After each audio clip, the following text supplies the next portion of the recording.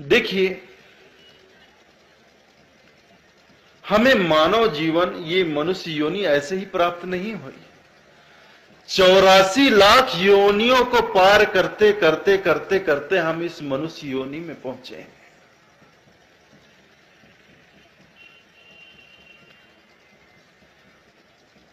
जीव विज्ञान कहता है कि इस प्रकृति में जीवन प्रारंभ हुआ अमीबा से, एक कोशिकी प्राणी, एक इंद्रिय प्राणी।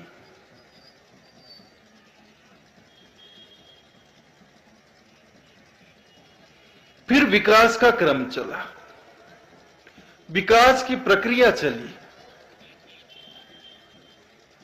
और यह विकास का क्रम चलता गया चलता गया चलता गया। यह जीव हर जन्म में पिछले जन्म से विकसित योनि को धारण करता गया करता गया करता गया।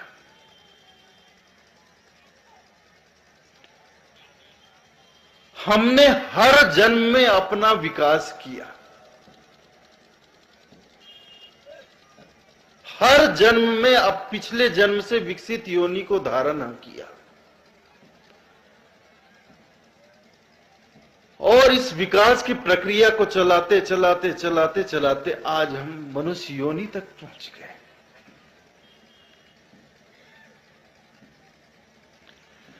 मनुष्य योनि, मनुष्य शरीर जो सबसे विकसित योनि है आज के समय में, आज की तिथि में, इस धरती पर, इस प्रकृति में सबसे विकसित योनि। मनुष्य के पास इंद्रियां हैं, 10 इंद्रियां हैं, 5 कर्मेंद्रियां हैं, 5 ज्ञानेंद्रियां हैं, मन है, बुद्धि है, विवेक है। वो सोच सकता है, समझ सकता है, विवेक कर सकता है, जांच सकता है, परख सकता है, ज्ञान कर सकता है, कर्म कर सकता है।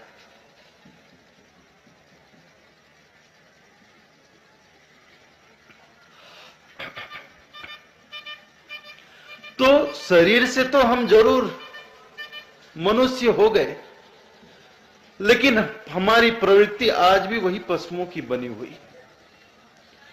स्वभाव हमारा मनुष्य का नहीं हुआ। शरीर मनुष्य का हो गया, शरीर मानव का हो गया, लेकिन हमारे भीतर मानवता नहीं आई। शरीर से हम इंसान बन गए, लेकिन इंसानियत हमारे भीतर नहीं आई।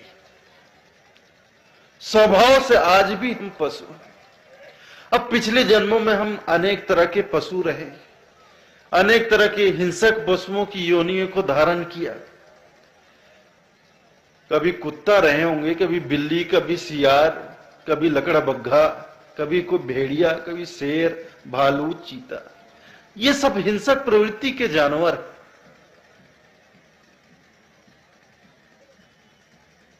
हिंसक प्रवृत्ति के पशु हैं। तो इन सब योनियों को धारण करते करते हम मनुष्य योनि को तो प्राप्त कर लिए, लेकिन हमारा स्वभाव नहीं बदल पाया। स्वभाव हमारा वही बना हुआ है,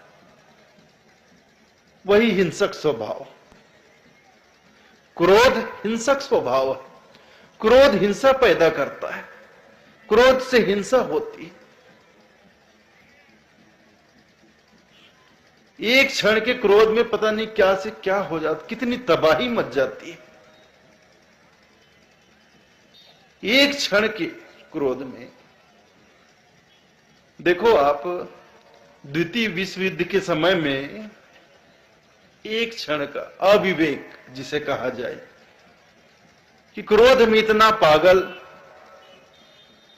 एक सैनिक, उसने जापान हिरोशिमा में नागासाकी में परमाणु बम गिरा दिया, लाखों लोग मारे गए, लाखों लोग मारे गए। और आज 70 साल के बाद भी वहां की स्थिति सामान्य नहीं हुई। आज भी वहां बच्चे पैदा होते, अपंग अपाहिज पैदा होते, हजारों एकड़ जमीन बंजर हो गई, पर्यावरण इतना नष्ट हो गया, सारा वातावरण बदल गया।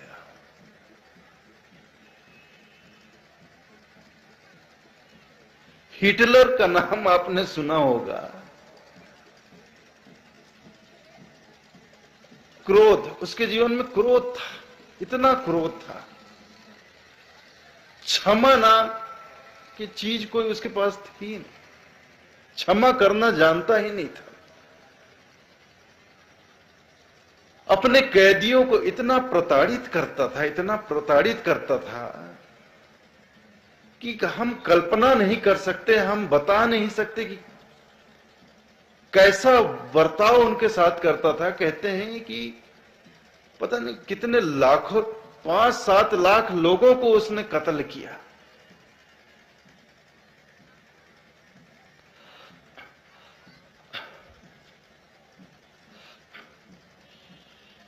तो एक क्षण का क्रोध इतनी तबाही लाता है।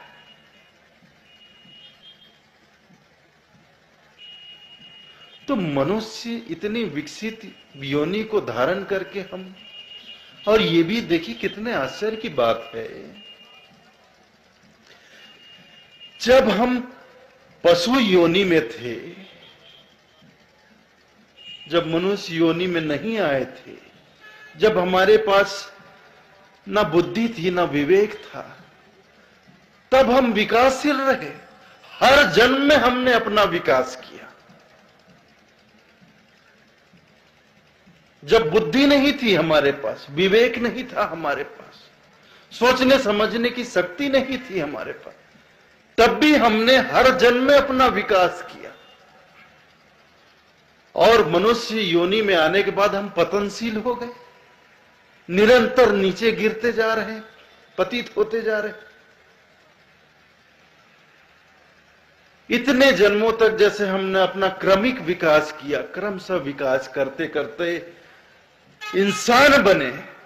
अब हमें चाहिए कि एक कदम और आगे बढ़ाएं और इंसान से भगवान बन जाए।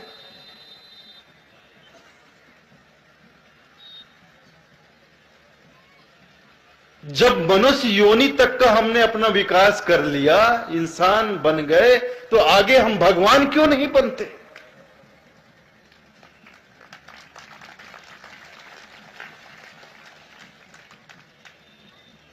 लेकिन इस मुकाम पर आने के बाद हम निरंतर नीचे गिरने लगते हैं, पतित होने लगते हैं, और ऊपर जाने के बजाय, साहब के चरणों में विलीन हो जाने के बजाय, परमात्मा में समर्पित हो जाने के बजाय, हम पतित होने लगे। हमें चाहिए कि इस योनि में अगर विचार कर ले, चिंतन कर ले, मनन कर ले, विवेक कर ले कि बस अब हमें अपना कल्याण कर लेना है। 84 लाख योनियों तक भटकते रहे, भटकते रहे। अब इस अंतिम घर में पहुंचे हैं। ये मनुष्य योनि जो है, यह मुक्ति का द्वार है। यहां से मुक्ति का द्वार खुलता है। तो मुक्ति का द्वार खोलकर हम अपने निज ठौर में, अपने लोक को, सतलोक को, परम धाम में प्रवेश कर जाएं।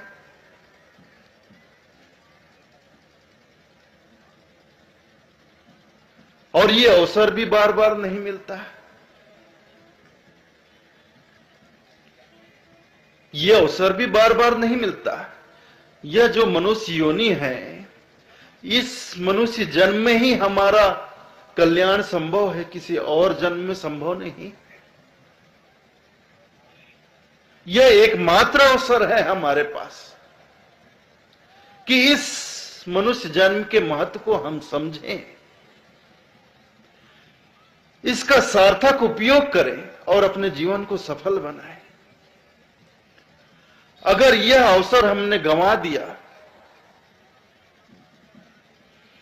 तो बाद में सिर्फ पछतावा रह जाएगा और भटकना, फिर भटकना पड़ेगा।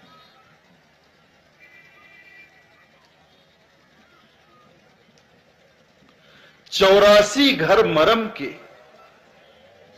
पौ पे अटके आए, अब की पौ जो ना पड़े तो फिर 84 जाए।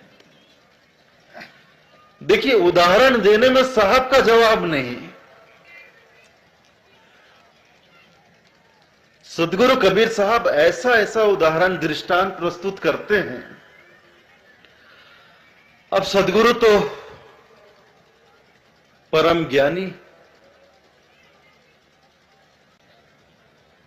तो संत लोग, देखिए, संत तो होते ही हैं परमार्थी, परमार्थ के लिए ही संसार में आते हैं। तो अपनी बात को भली भांति समझाने के लिए दृष्टांत देते, उदाहरण देकर हमें समझाते हैं। तो सदगुरु ने कैसा सुंदर उदाहरण दिया है।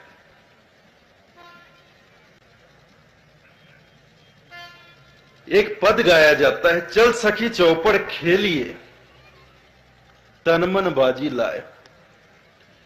इस पद में साहब कहते हैं, 84 घर मरम के पौपे अटकी आए, अब की पौ जो ना पड़े तो फिर 84 जाए। चौपड़ कहते हैं पासा का जो खेल होता है, पासा आजकल तो नहीं खेला जाता, कहीं कहीं किसी किसी गांव में खेला जाता है, अब तो इसका चलन बंद हो गया। पहले बहुत खेला जाता था।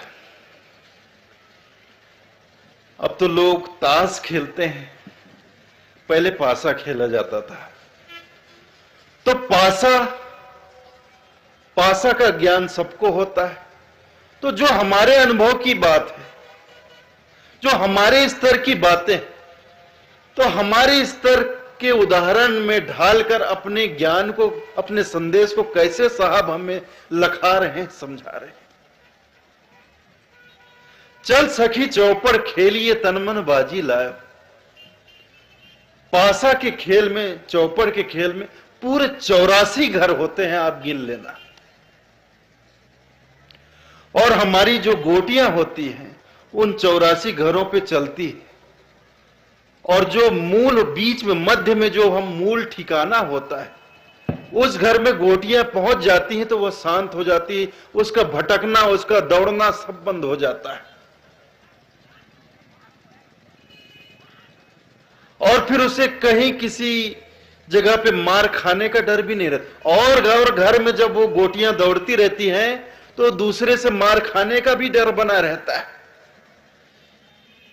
कि बीच में कहीं मार ना खाना पड़ जाए, चोट ना खाना पड़ जाए। तो पासे की गोटी जो होती है वो 84 घर चलते चलते आखिर घर पे पहुंचती है। आखिरी घर पे जब पहुंचती है तो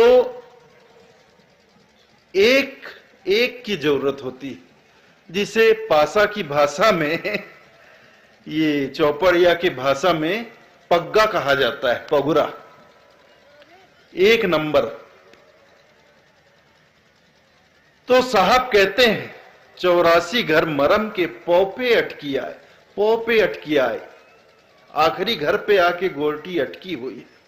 अब की पौ जो ना पड़े तो फिर 84 जाए। अब एक ही ऐसा पासा फेंको कि एक ही आए और वह गोटी अपने मूल ठिकाने में जाकर शांत हो जाए, उसका भटकना बंद हो जाए, उसे किसी के आघात का खतरा ना रहे, वह कहीं चोट ना खाए, वो मूल ठिकाने में पहुंचकर शांत हो जाए, उसकी भाग दौड़ बंद हो जाए, उसका भटकना शांत हो जाए।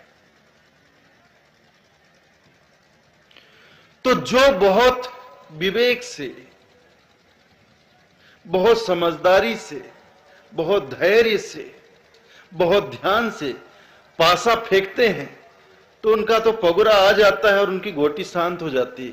लेकिन कोई गफलत से, लापरवाही से पासा फेंक दे और एक की जगह में 4 आ गया, 10 आ गया, 18 आ गया, 18 पड़ गया, तो उसे फिर 84 में चलना पड़ता है। पगुरा से बाजी लगी, साहब कहते हैं, देखिए, पगुरा से बाजी लगी, परे 18 दाव, सार गवाया हाथ से सिर पर लागेगा। पगुरा से बाजी लगी और हमने लापरवाही से पासा फेंक दिया, पड़ गया 18। अब वह गोटी शांत होने के बजाय फिर भटकती है 84। तो हमारा यह जीवन भी पौ पे अटकी आए, आखिरी घर पे आके अटकी, और अब की पौ जो ना पड़े तो फिर 84 जाए। अगर हमने इस जन्म को विवेक से नहीं जिया, सावधानी से नहीं जिया, अगर इस जन्म में हम नहीं जागे, हमारा विवेक नहीं जागा, विवेक नहीं जागा तो हम कदापि किसी कीमत पर अपने इस मानव जीवन के महत्व को समझ नहीं सकते हैं और ना ही इसका सदुपयोग कर सकते हैं और ना ही अपने जीवन को हम सफल बना सकते हैं। तो इसके लिए जरूरी है कि इस दुर्लभ अवसर को हम पहचाने। मानो सहसा जीवरा, साहब कहते हैं मानो सहसा जीवरा, मिले न दूजी बार, पक्का फल जो गिर पड़ा तो बहुरी न लागे डार। फल पककर एक बार डाल से गिर जाए तो दोबारा कभी पेड़ पे नहीं लगती। मानो सहसा जीवरा, मनुष्य जन्म ऐसा है कि मिले न दूजी बार, दोबारा नहीं मिलेगा। और इतने दुर्लभ मानुष जन्म को हम कैसे गंवा रहे हैं, कैसे बर्बाद कर रहे हैं। दिवस गंवाया खाए के, रैन गंवाया सोए, हीरा जन्म अमोल का कौड़ी बदली जाए। यह जो हमने हीरा जन्म पाया है, मनुष्य जन्म हीरा जन्म है, हीरे की तरह अनमोल है, उसको हम कौड़ियों में बदल रहे हैं। दिवस गंवाया खाए के, खाने पीने में दिन भर मस्त रहे, मौज मस्ती में, और रैन गंवाया रात सोने में मस्त रहे। हीरा जन्म अमोल का कौड़ी बदली जाए। हीरे की तरह अनमोल यह मनुष्य जीवन कौड़ियों में बदल रही, बर्बाद हो रही। तो इतना विकास करते हुए हम इंसान बने, तो अब चाहिए कि एक कदम आगे और बढ़ाएं और साहब के परमात्मा के चरणों में विलीन हो जाएं, अपने को समर्पित कर दें। और जो परमात्मा में विलीन हो जाता है वो परमात्मा ही हो जाता है।